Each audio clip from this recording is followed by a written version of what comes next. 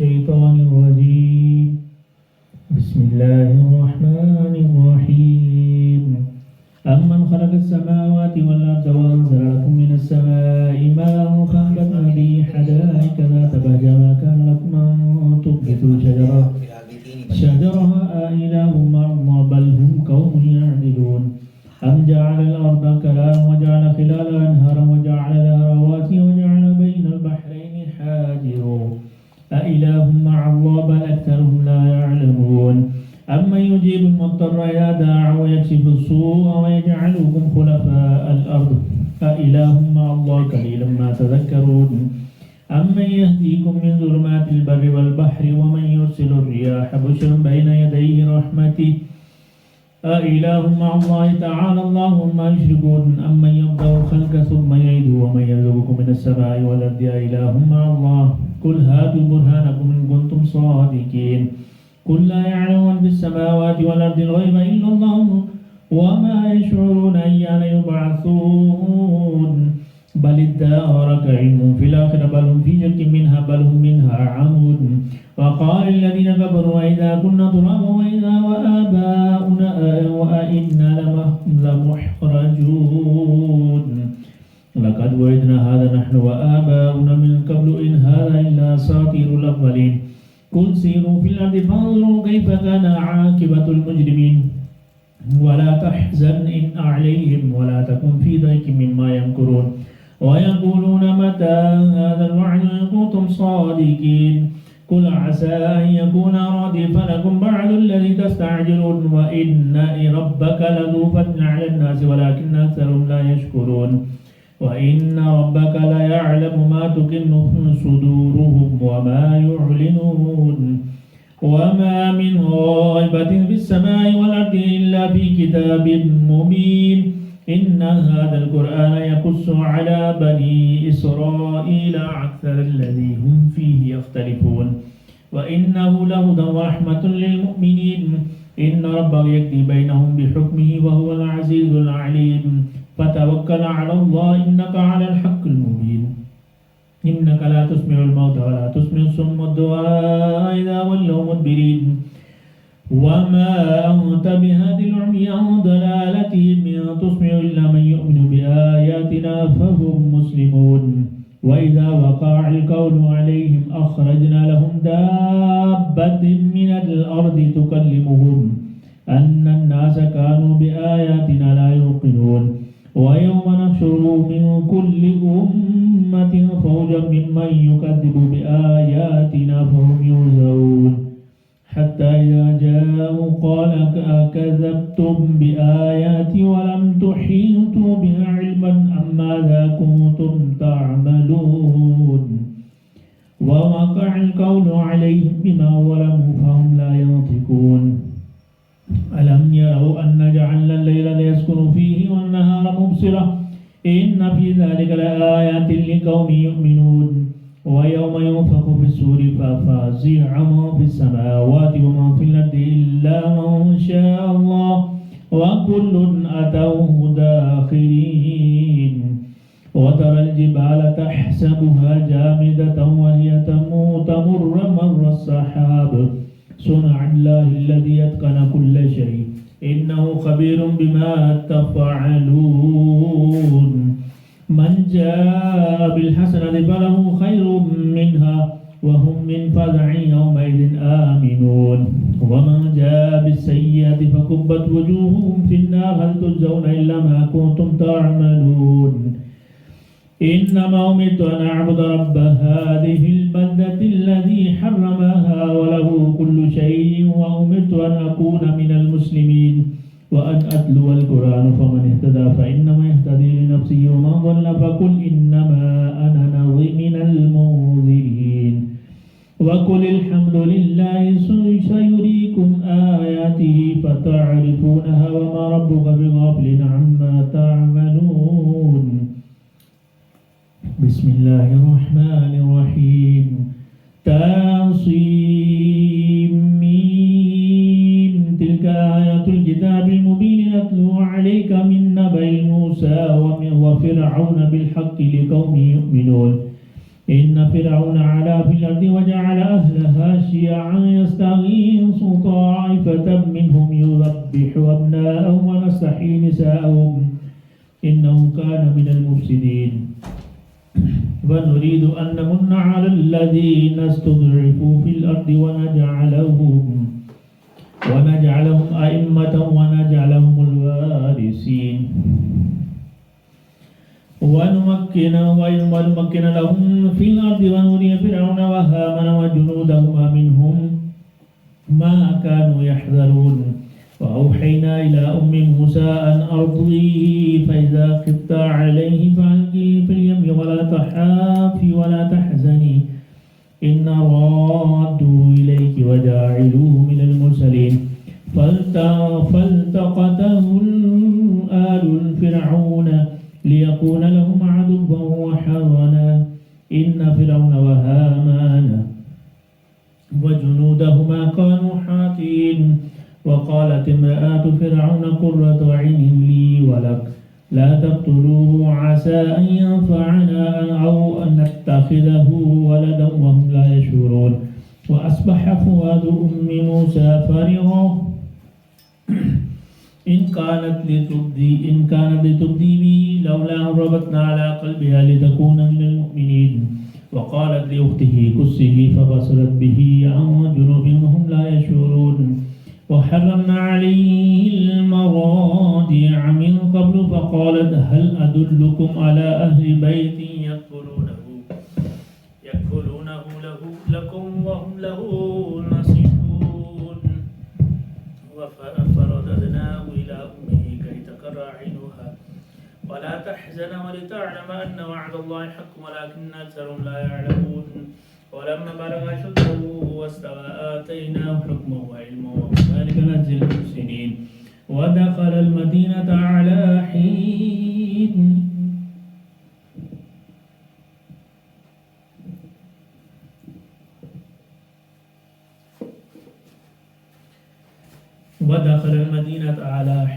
غفلة من أهلها فوجد فيها رجلين يقتتلان هذا من شيعته وهذا من عدوه فاستغاثه الذي من شيعته على الذي من عدوه فوكله موسى فقضى عليه قال هذا من عمل الشيطان إنه عدو مضل مبين قال رب إني ظلمت نفسي فاغفر لي فغفر له إنه هو الغفور الرحيم قال رب بما أنعمت علي فلن أكون ظهيرا للمجرمين فأصبح في المدينة خائفا يترقب فإذا الذي استنصره بالأمس يستصرخ قال له موسى إنك لغوي مبين فلما أراد أن يبتش بالذي هو عدو لهما قال يا موسى تريد أن تقتلني كما قتلت نفسا بالأمس إن تريد إلا أن تكون جبارا في الأرض وما تريد أن تكون من المصلحين وجاء رجل من أقصى المدينة يسعى قال يا موسى إن الملأ يأتمرون بك ليقتلوك فاخرج إني لك من الناصحين فخرج منها خائفا يترقب قال رب نجني من القوم الظالمين ولما توجه تلقاء مدين قال عسى ربي أن يهديني سواء السبيل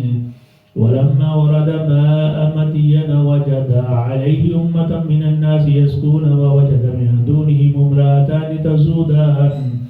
قال ما خطبكما قالت لا نسقي حتى يصدر الرياء وأبونا شيخ كبير فسقى لهم ثم تولى إلى ظل فقال رب إني لما أنزلت إلي من خير فقير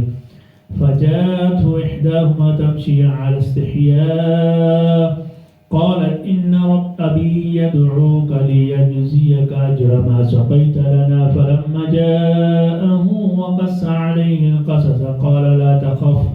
نجوت من القوم الظالمين قالت إحداهما يا أبت استأجره إن خير ممن استأجرت لقوي أمين قال إني أريد أن أنكحك إحدى ابنتي هاتين على أن تأجرني 8 حجج فإن أتممت 10 فمن عندك وما أريد أن أشق عليك ستجدني إن شاء الله من الصالحين قال ذلك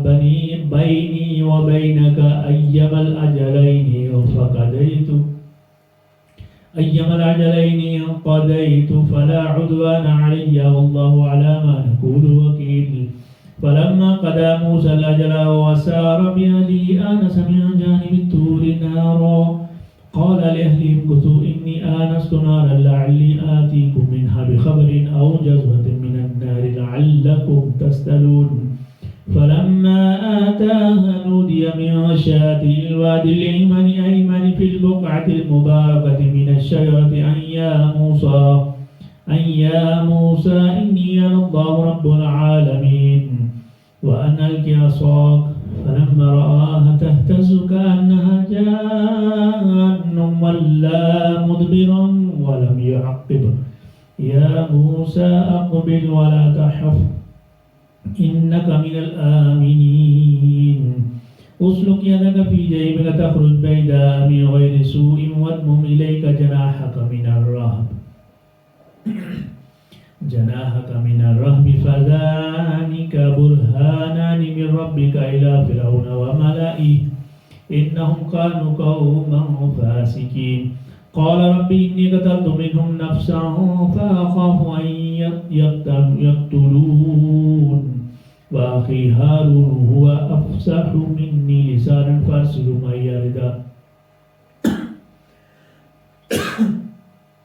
فأرسله معي يرد أن يصدقني إني أخاف أن يكذبون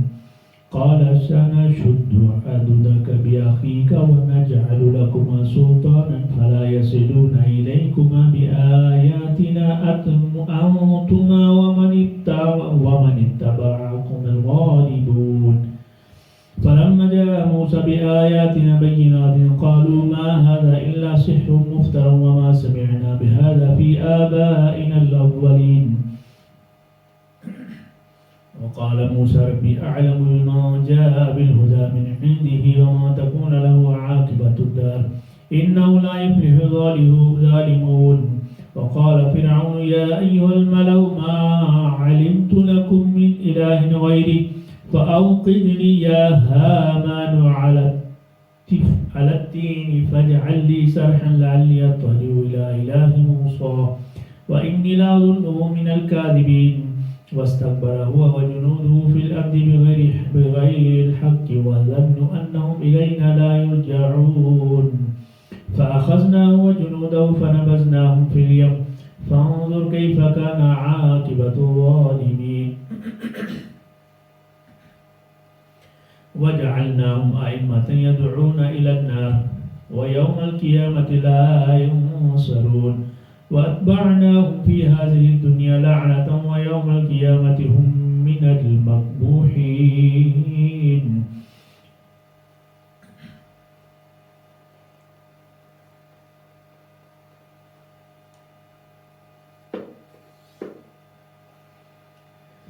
ولقد آتينا موسى الكتاب من بعد ما أهلكنا القرون الأولى بصائر للناس وهدى ورحمة لعلهم يتذكرون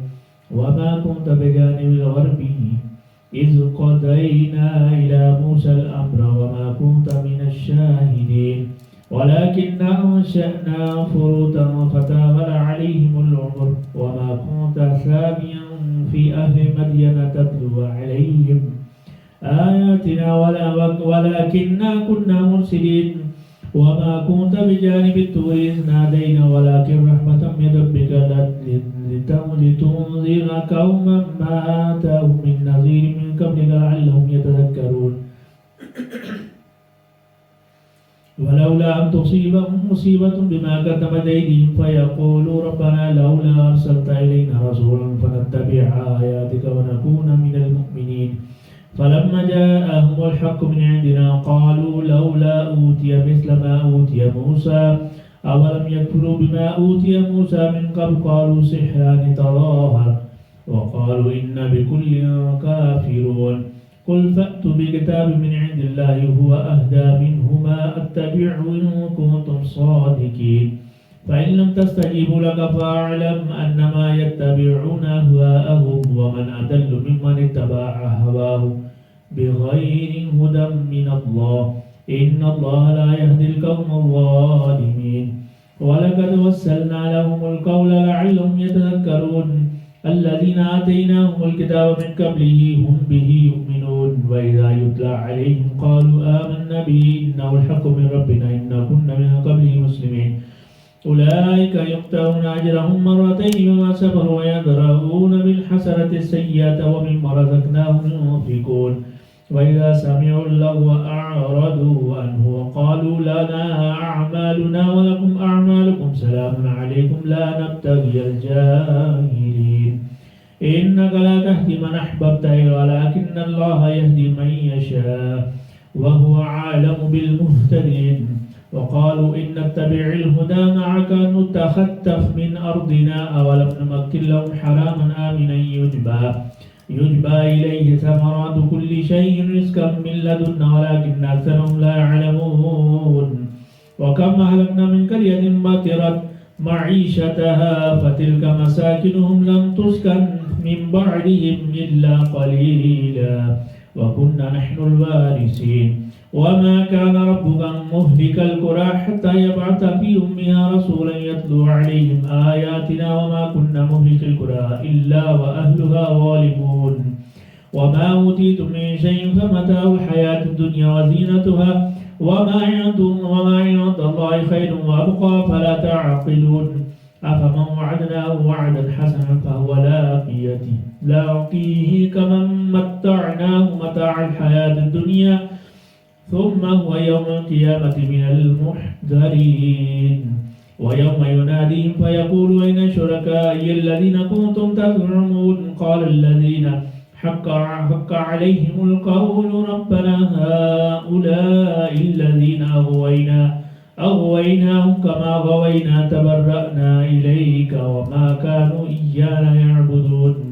وقيل ادعوا شركاءكم فدعوهم فلم يستجيبوا لهم ورأوا العذاب لو أنهم كانوا يهتدون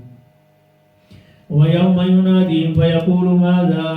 أجبتم المرسلين فعميت عليهم الأنباء فيومئذ فهم لا يتساءلون فأما من تاب وآمن وعمل صالحا فعسى أن يكون من المفلحين وربك يخلق ما يشاء ويختار ما كان لهم الخيارة سبحان الله وتعالى عما يشركون وربك يعلم ما تكن صدورهم وما يعلنون وهو الله لا إله إلا هو له الحمد في الأولى والآخرة وله الحكم وإليه ترجعون قل أرأيتم إن جعل الله عليكم الليل سرمدا إلى يوم القيامة ممن إله غير ما يأتيكم بضياء فلا تسمعون قل أرأيتم إن جعل الله عليكم النهار سرمدا إلى يوم القيامة من إله غير الله يأتيكم بليل تسكنون فيه أفلا تبصرون ومن رحمته جعل لكم الليل والنهار لتسكنوا فيه ولتبتغوا من فضله ولعلكم تشكرون ويوم يناديهم فيقول أين شركائي الذين كنتم تزعمون ونزعنا من كل أمة شهيدا فقلنا هاتوا برهانكم فعلموا أن الحق لله وضل عنهم ما كانوا يفترون إن قارون كان من قوم موسى فبغى عليهم وآتيناه من الكنوز ما إن مفاتحه لتنوء بالعصبة أولي القوة إذ قال له قومه لا تفرح إن الله لا يحب الفرحين وابتغ فيما آتاك الله الدار الآخرة لا تنس نصيبك من الدنيا وأحسن كما أحسن الله إليك ولا تبغي الفساد في الأرض إن الله لا يحب المفسدين قال إنما أوتيته على علم عندي أولم يعلم أن الله قد أهلك من قبله من القرون من هو أشد منه قوة وأكثر جمعا ولا يسأل عن ذنوبهم المجرمون فخرج على قومه من زينته قال الذين تريدون الحياة الدنيا يا ليت لنا مثل ما أوتي قارون إنه لذو حظ عظيم وقال الذين أوتوا العلم ويلكم ثواب الله خير لمن آمن وعمل صالحا ولا يلقى إلا الصابرون فخسفنا به وبداره الأرض فما كان له من فئة ينصرونه من دون الله وما كان من المنتصرين وأصبح الذين تمنوا مكانه بالأمس يقولون ويك أن الله يبسط الرزق لمن يشاء من عباده ويقدر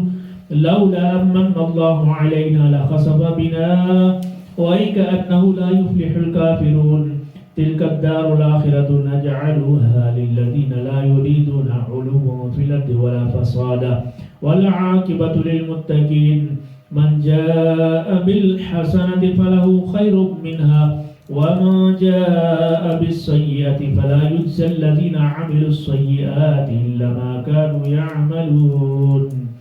إن الذي فرض عليك القرآن لرادك إلى معاد قل ربي أعلم من جاء بالهدى ومن هو في ضلال مبين وما كنت ترجو أن يلقى إليك الكتاب إلا رحمة من ربك فلا تكونن ظهيرا للكافرين ولا يصدنك عن آيات الله بعد إذ أنزلت إليك وادع إلى ربك ولا تكونن من المشركين ولا تدع مع الله إلها آخر لا إله إلا هو كل شيء هالك إلا وجهه له الحكم وإليه ترجعون بسم الله الرحمن الرحيم ألف لام ميم أحسب الناس أن يتركوا أن يقولوا آمنا وهم لا يفتنون ولقد فتنا الذين من قبلهم فليعلمن الله الذين صدقوا وليعلمن الكاذبين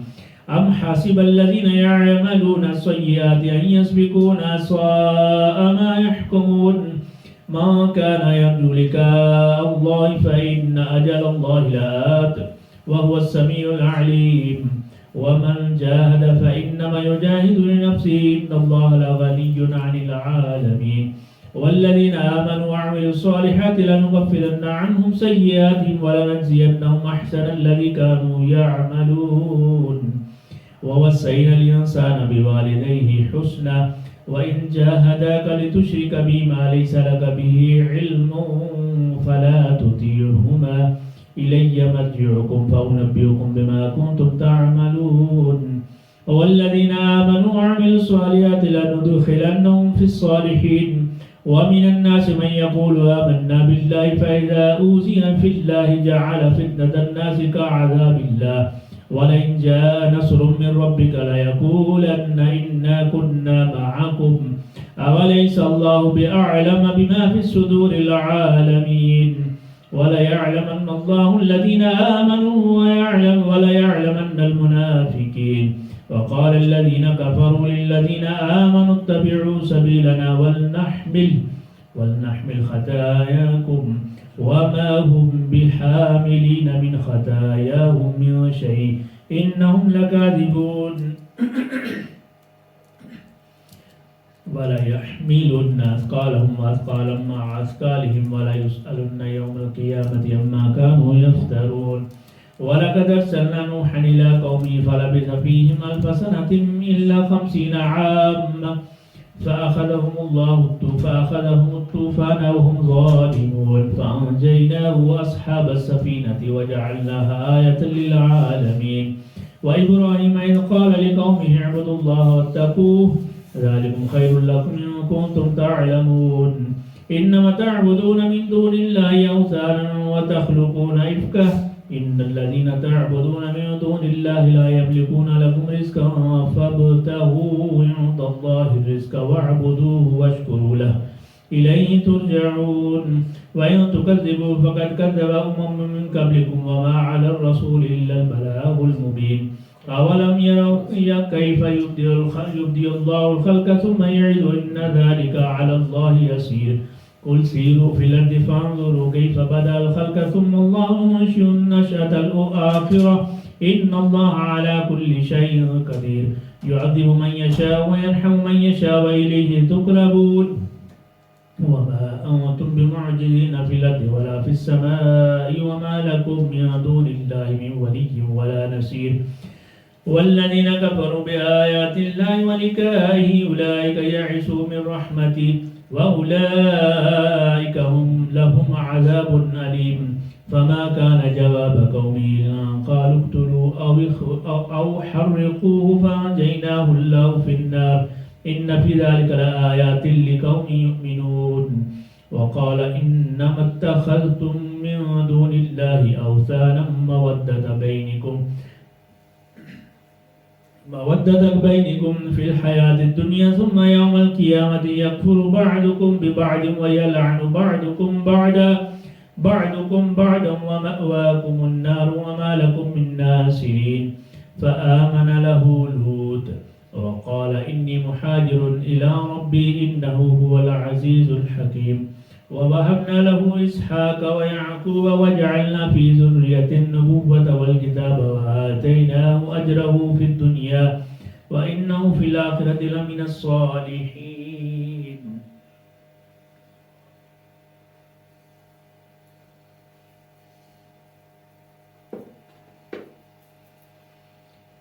ولوطا إذ قال لقومه إنكم لتأتون الفاحشة ما سبقكم بها من أحد من العالمين أئنكم لتأتون الرجال وتقطعون السبيل وتأتون في ناديكم المنكر فما كان جواب قومه إلا أن قالوا ائتنا بعذاب الله إن كنت من الصادقين قال رب انصرني على القوم المفسدين ولما جاءت رسلنا إبراهيم بالبشرى قالوا إنا مهلكو أهل هذه القرية إن أهلها قالوا ظالمين قال إن فيها لوطا قالوا نحن أعلم بمن فيها لننجينه وأهله إلا امرأته كانت من الغابرين ولما جاءت رسلنا لوطا سيء بهم وذاك بهم زرعا وقالوا لا تخف ولا تحزن إنا منجوك وأهلك إلا امرأتك كانت من الغابرين إن منزلون على أهل هذه القرية رزقا من السماء بما كانوا يفسقون ولقد تركنا منها آية بينة لقوم يعقلون وإلى مدين أخاهم شعيبا فقال يا قوم اعبدوا الله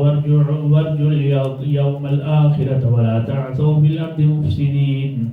فكذبوا فأخذتهم الرجفة فأصبحوا في دارهم جاثمين وعادا وثمود وقد تبين لكم من مساكنهم وزين لهم الشيطان أعمالهم فصدهم عن السبيل وكانوا مستبصرين وقارون وفرعون وهامان ولقد جاءكم موسى بالبينات فاستكبروا في الأرض وما كانوا صابرين فكلا أخذنا بذنبه فمنهم من أرسلنا عليه حاسبا ومنهم من أخذته الصيحة ومنهم من حسفنا به الأرض ومنهم من أغرقنا وما كان الله ليظلمهم ولكن كانوا أنفسهم يظلمون مثل الذين اتخذوا من دون الله أولياء كمثل العنكبوت اتخذت بيتا وإن أوهن البيوت لبيت العنكبوت لو كانوا يعلمون